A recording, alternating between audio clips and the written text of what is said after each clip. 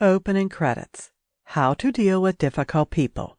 An essential guide of simple strategies to deal with difficult people at work and life in general. Written by John Munford. Narrated by Betty Johnston.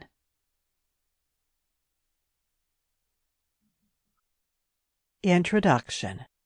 We've all dealt with other people's disruptive behavior in our lives, whether it's a demanding customer, a friend who constantly lies, or a coworker who keeps complaining. These things add to the stress of an already hectic lifestyle. That said, true to their name, difficult people are hard to handle, even if you're extremely calm before they approach you. However, there is always a reason for their behavior, and this book will help you reveal it. Likewise, understanding why they act the way they do may also help you answer another question. You'll learn why it is so difficult to deal with them. After all, people with different socioeconomic backgrounds, cultural beliefs, and cognitive tools can get along just fine most of the time. So why can't you do the same with difficult people? One of the reasons it may be so challenging to handle difficult people is the lack of a clear definition of what this term really means. Because of this, there isn't a unified classification of traits.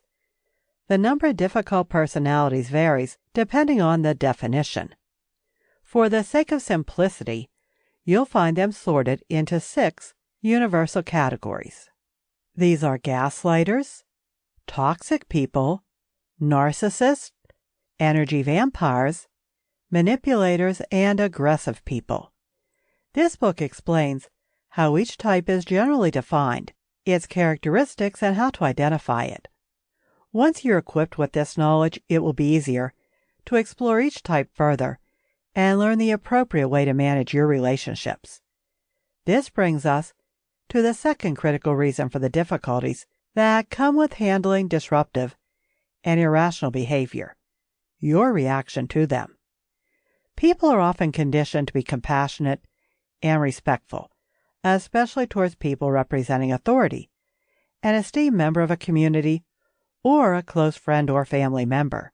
While none of these behaviors are inherently wrong, all they do is give power to a difficult person, and you'll see this repeatedly throughout this book. Another issue you'll often encounter is the lack of boundaries and how this leads to allowing a difficult person into your life.